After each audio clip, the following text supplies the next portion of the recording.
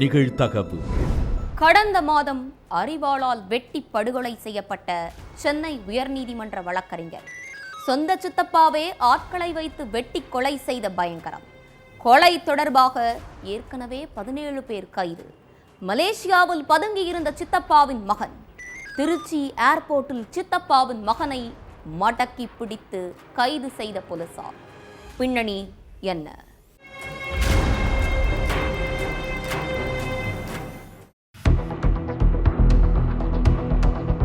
Dharapuram police ஸ்டேஷனுக்கு ஒரு phone call வந்திருக்கு.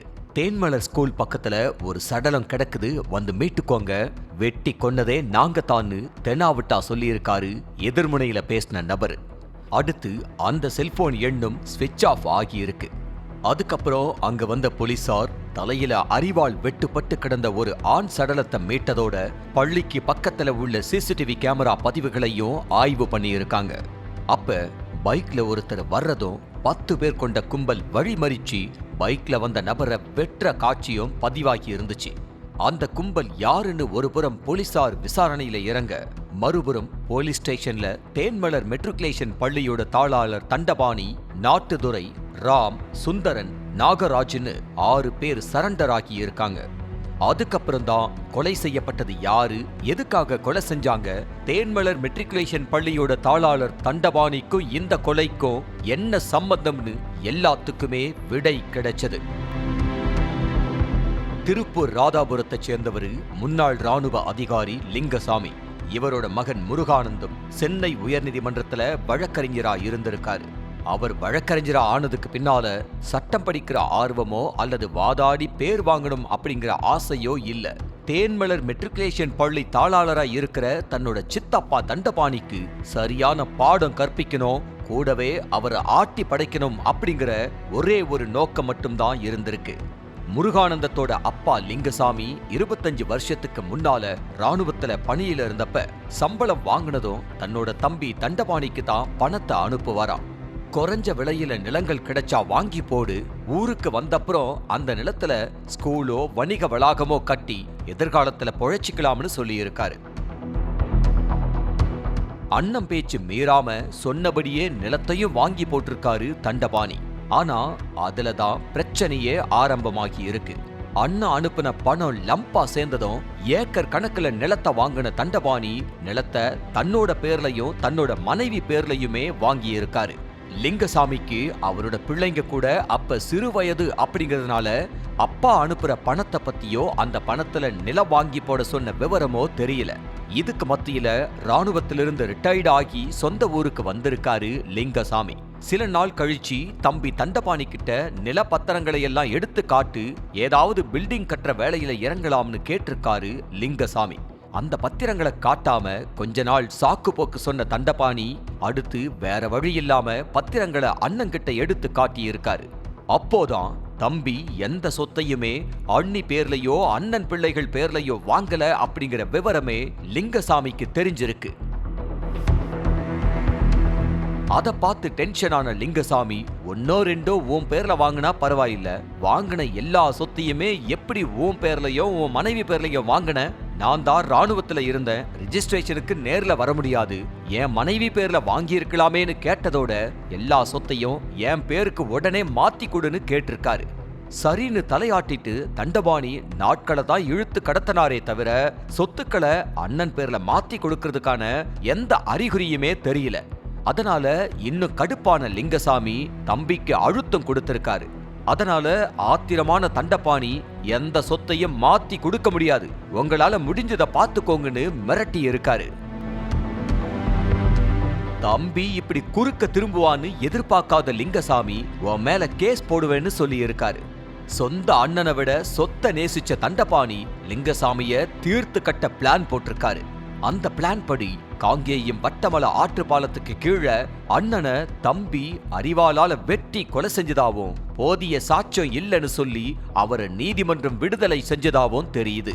சித்தப்பாவுக்கும் அப்பாவுக்கும் இருந்த சொத்து தகராறு, அதனால நடந்த பிரச்சனை, அந்த பிரச்சனையால நடந்த கொலைன்னு எல்லாத்தையும் தெரிஞ்சுக்கிட்ட முருகானந்தம் இழந்த சொத்தை எல்லாம் மீட்கணும் அப்படிங்கிறதுக்காக வழக்கறிஞருக்கு படிச்சிருக்காரு. அண்ணன் மகன் தான் கிட்ட இருந்த சொத்தை பறிக்கிறதுக்காகவே வக்கீலுக்கு படிக்கிறான் அப்படிங்கறத தெரிஞ்சுக்கிட்ட தண்டபாணி அந்த சொத்தையெல்லாம் காப்பாத்துறதுக்காகவே தான் மகனையும் வக்கீலுக்கு படிக்க வச்சிருக்காரு. இதுக்கு மத்தியில தாராபுரம் நகராட்சி மத்திய பேருந்து நிலையத்துக்கு எதிரில உள்ள தன்னோட தேன்மலர் மெட்ரிகுலேஷன் ஸ்கூல்ல ரூல்ஸ மீறி 4 மாடி கட்டடம் கட்டி இருக்காரு தண்டபாணி.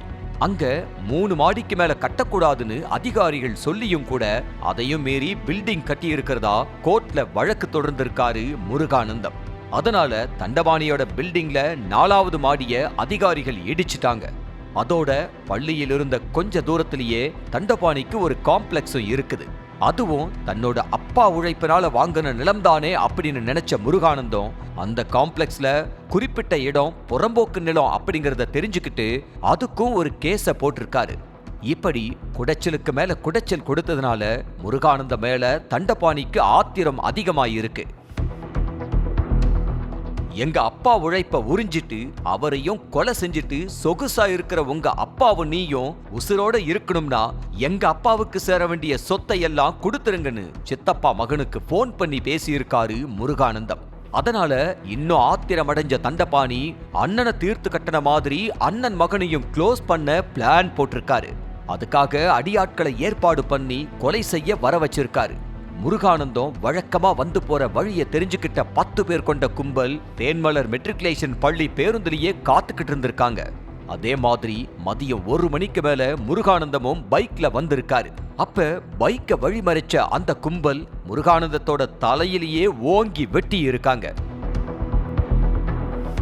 உடல் பகுதியில ஒரு சிறு கீறல் கூட படாம அளவெடுத்த மாதிரி முகத்தையும் தலையையும் கொத்தி கொன்னு போட்ட அந்த கும்பல் அடுத்து போலீஸுக்கும் போன் பண்ணி தகவல் சொல்லிட்டு அங்கிருந்து எஸ்கேப் ஆகி இருக்காங்க. மதுரையைச் சேர்ந்த 6 பேரு ஆம்னி கார்ல போய் போலீஸ் ஸ்டேஷன்ல சரணடைஞ்சிருக்காங்க. அவங்களுடைய தண்டபாணியும் சரணடைஞ்சிருக்காரு. கடந்த மாசம் நடந்த இந்த கொலை வழக்கு தொடர்பா மொத்தம் 17 பேரை போலீசார் கைது பண்ணியிருக்காங்க. இந்த கொலைக்கு ஸ்கெட்ச் போட்டு கொடுத்த தண்டபாணியோட மகன் கார்த்தியையும் கைது பண்ணணும். கொலை தொடர்பா 90 நாட்களுக்குள்ள அறிக்கை சமர்ப்பிக்கணும் அப்படின்னும் நீதிமன்றம் உத்தரவு போட்டிருக்கு. அந்த உத்தரவுக்கு பிறகு கார்த்திய கைது பண்றதுல மும்முரமா இறங்கி இருக்காங்க போலீசார். அப்பாவுக்கு மேல சொத்தை அடைய அளவுக்கு அதிகமா ஆசைப்பட்டிருக்காரு கார்த்தி. அதனால அப்பாவுக்கு போன் பண்ணி ஸ்கூல் பில்டிங்கையும் இடிக்க வச்சுட்டான், காம்ப்ளெக்ஸையும் கை வச்சுட்டான், அடுத்து மொத்த சொத்தையும் உருவிடுவான். நீங்க இருக்கிற வரைக்கும் தான் எனக்கு ஆதரவு, உங்க காலத்துக்கு பிறகு என்னைய முருகானந்தம் கொன்னுடுவான், அதுக்கு முன்னால நீங்க அவனோட கதையை முடிச்சிருங்கன்னு அப்பா கிட்ட சொல்லி இருக்காரு கார்த்தி. அதோட கொலைக்கான ஸ்கெட்சையும் போட்டு கொடுத்துட்டு உஷாரா மலேசியாவுக்கு ஓடிட்டாரு கார்த்தி.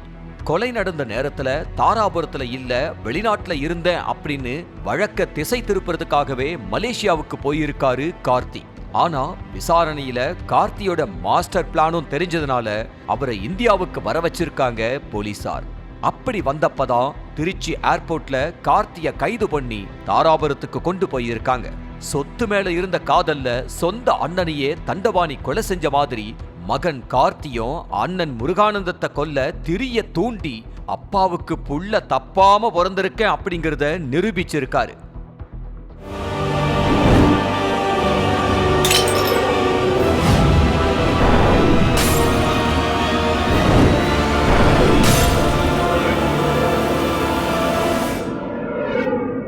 நிகழ்தகவு